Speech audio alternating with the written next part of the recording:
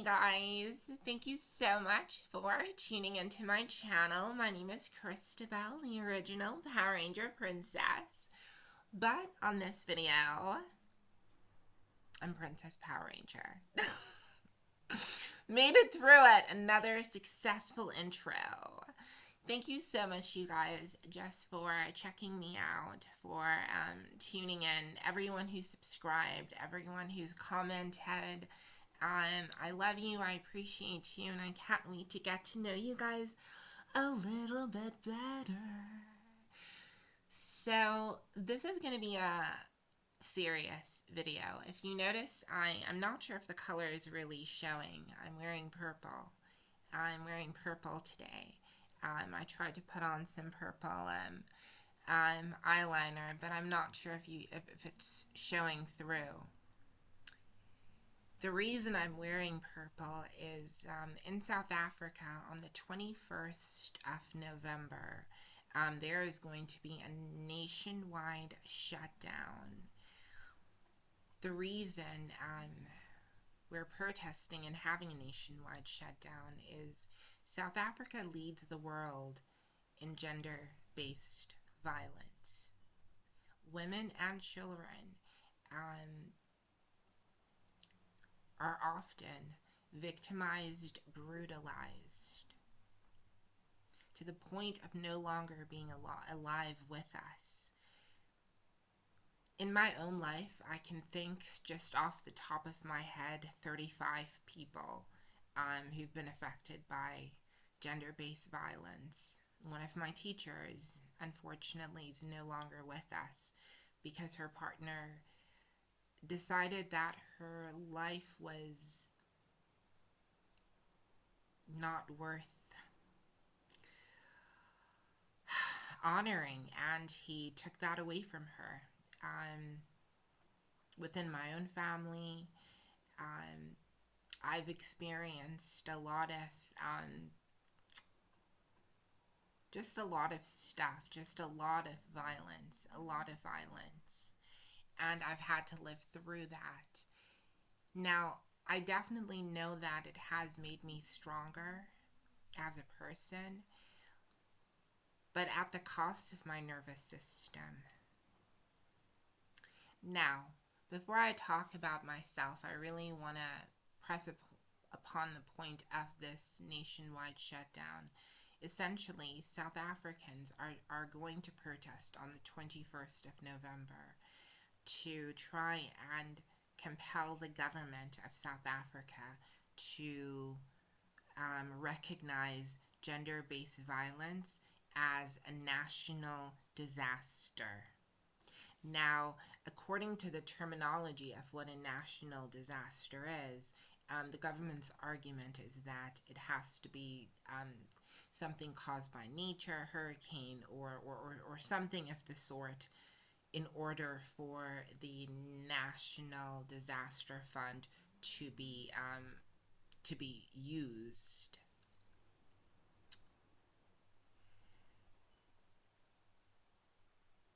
The violence against women and children has become a national disaster in South Africa. It has become a national disaster.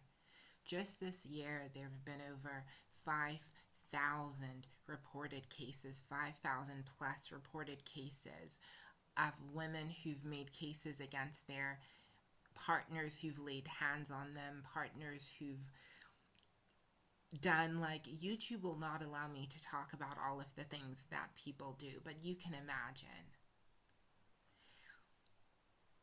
I know so many women that I've gone to university with, that I've worked with, that would come to work and school battered and bruised because their boyfriend, their partner, their husband was having a bad day.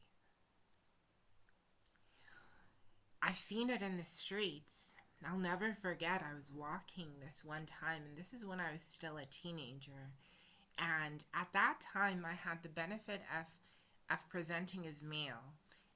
So I had that sort of buffer and protection, and I was a lot more bold than what I am now.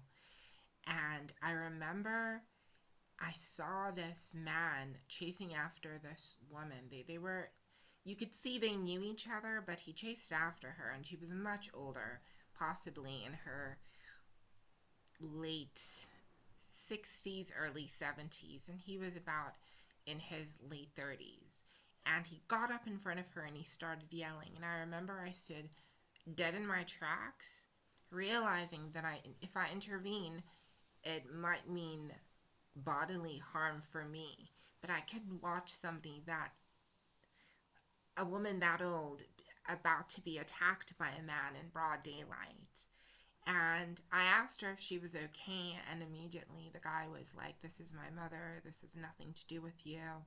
She stood in silence, and he just continued yelling and berating me. And eventually I walked away. And it took everything in me to say something, because you don't know how it's going to escalate. But the thing is, we have to be the type of people that say something, that stop these things. But I was wrestling with it because I know for myself that in situations like that, where it's strangers in broad daylight, where it is a clear violation of the social contract, where somebody is literally wilding in front of us, I will be brave enough to say something. I'll be the first one.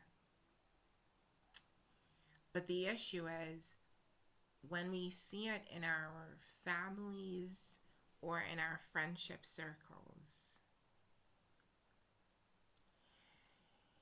and I've been in situations where people that I've been friends with, people that I cared about, people that I was related to, didn't treat women well, were horrible, some of them. And this is not to bash anyone within my family, but rather to press upon the point that when it happened within my own family structure, I was quiet. I could be quiet. I was able to be silent. I was able to look around me and be like, if I say something, it will disrupt the family dynamic, and I might be getting involved into something that I don't even fully understand. And I think the reason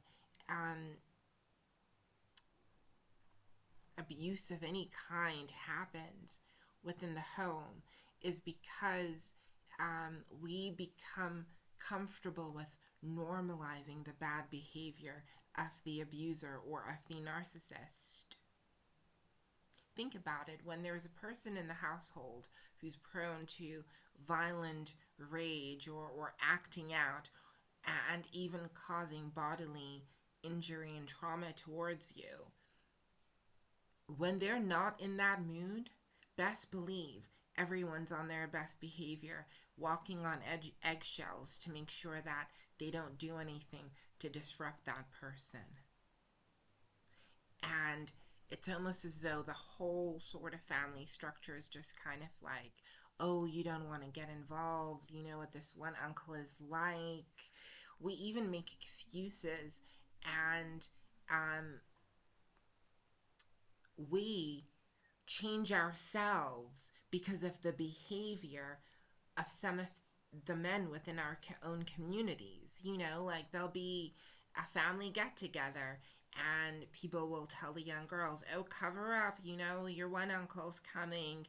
And I'm just kind of like, why are we so comfortable allowing this type of behavior, and how can we stamp it out of society, not only within South Africa, just completely without, like, out of complete society? How can we get it out? And I was thinking about it, and I really think, truly and honestly, the only way that we can, as a collective, end gender-based violence against women and children, The only way that we can do this is by shaming men. In the same way, think about it. Or in South Africa, we have a jock culture where it's okay to talk about how you've slapped your girlfriend because she wasn't listening. People will want to hear your side of the story. People will always want to understand the context. It doesn't paint you as a bad person. But dare you be gay? Dare there even be a rumor? Oh, the family throws you out, you sleep on the streets. Now, my thing is, if we're able to shame men from not being gay, shame them from not being LGBTQ, whatever, and we shame them out of that, we can most certainly shame them out of beating women and children, shame them out of being abusive in those ways. Yes, we can. It's all about flipping the narrative. And also setting boundaries for yourself. I think so often, especially within family dynamics, when we don't speak up against abuse that may happen, it lies in the fact that you grow up in that situation, and even if you leave, once you find yourself within close proximity or around everyone, you still feel powerless. And I've just gotten to a point where I'm like, I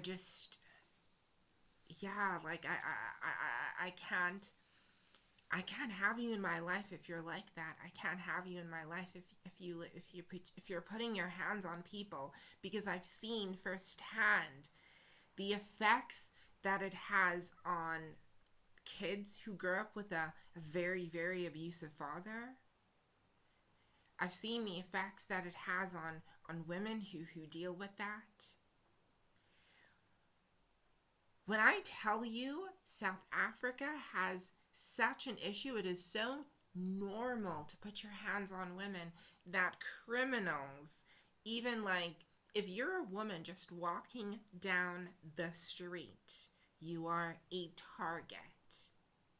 It automatically becomes a crime of opportunity, because a guy down on his luck might decide that, oh, he's just going to try and scare you and try to shake you around and see if he can get his cell phone or something, but he wouldn't dare do that to a man. Case in point, hey guys, tell me why. Please explain to me why I'm in Cape Town, right? And I was living in Zonneblom, and this happened this year. This is when I was still back in Cape Town, and I was in between spaces. Cool.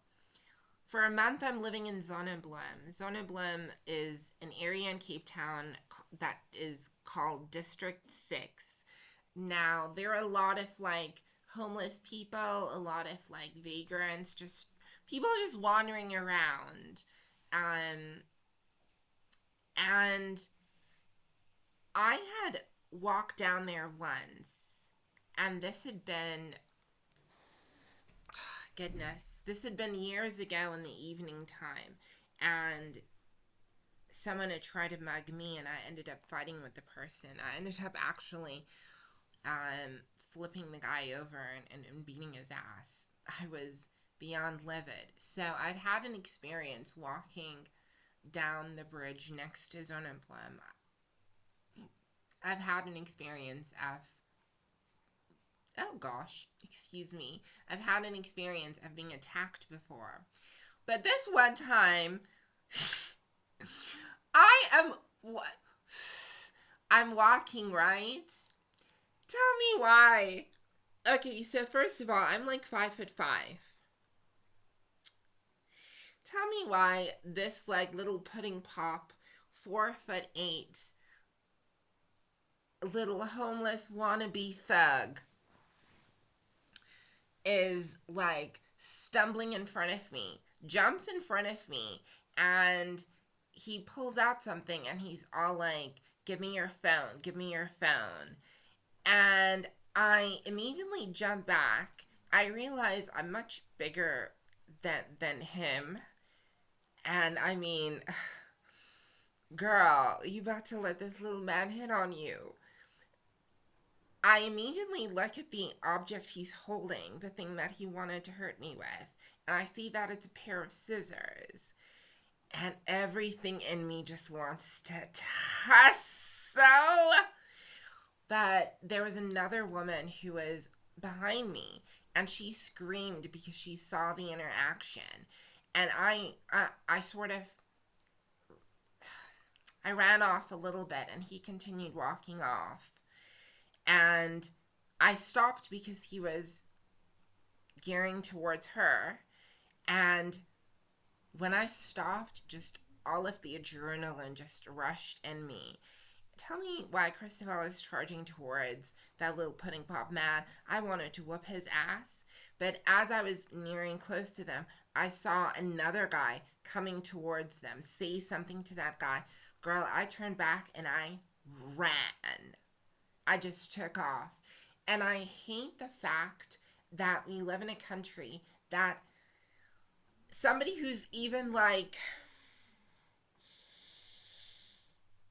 the same size as one of your like baby nephews thinks they're gonna try you. I honestly had this little man think he was about to hit on me. And why? Because he thought he thought he saw some girl walking down the street and he's just gonna pull out a pair of scissors and that'll be the end of it. And the issue, and this is why I feel so strongly about gender-based violence, is I've had so many encounters where I've been stabbed, I've been, a lot of things have happened to me. You'll notice in this video I smile a lot. It's a coping mechanism. Jokes and smiles are coping mechanisms. A lot of things have happened to me, and unfortunately I've had to deal with having to heal myself after having had other people try me. And I still have a lot of anger. There's a part of me that still would love nothing than to fight back, to fight everyone. But the best way that I'm going to be fighting back is on the 21st of November. I'm going to be marching. I'm going to be marching with my sisters, with my brothers. We're going to be dressed in all black. And the idea is that we don't put in any money into the economy on that day. We spend on nothing. The reason they chose the 21st of November is that it coincides with a GMO summit, GM20 summit. That's going to be held in Johannesburg, South Africa. So, clock back tea. We're all going to be in black, but I just want to end this video off by saying that I think part of the reason that I can smile and talk about these things is because it certainly has made me stronger. Surviving physical abuse, surviving sexual misconduct, surviving all of those things, they help you become the type of person, and I'll explain it like this. When I was going through the worst times in my life, I just wished that I had somebody that would love me, take care of me, help me, save me even. And I realized that I needed to give myself that very same thing that I wish I could get from other people. I needed to be the one that could at night hold myself and soothe myself. I needed to be the one that looked in the mirror and affirmed myself. I needed to be the one that said, Christabel, it will be okay. I needed to be the one when I was battered and bruised and had scars all over my body, to be the one that would allow my body to heal and know that it would heal. Through all of those times, I had to develop different traits or different qualities. I remember in the early stages of my transition, I asked myself, what if this issue of transphobia, this issue of like being abused, this issue of being schmexual misconduct, what if it is chronic? Meaning I will experience it until the day I am no more. What quality do I need to develop within myself in order to have peace of mind to get through it? And the quality that I was able to develop within myself was strength, resilience, calmness.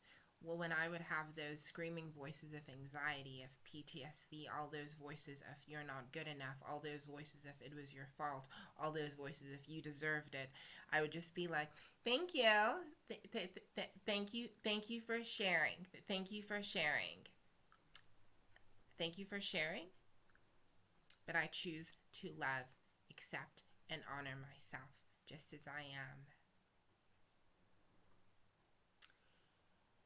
Because those voices will come, and sometimes fighting them doesn't even help. It's just standing in love for yourself is what's going to help you. So everything that I've been through really just helped me love myself and just become more resilient. And that's why I can go and like protest on the 21st with my sisters, and lend them a bit of my own strength, and hopefully get strength from them too. Like, I'm still like learning and growing, and I royally F up more than I should, but I think we're all just working progress. Anyways, I'm rambling. Thank you so much for watching. I hope you guys have an awesome day. And if you can do anything at all, please share this video. Or if you could put a purple heart, I'd really appreciate that. I love you guys. Bye.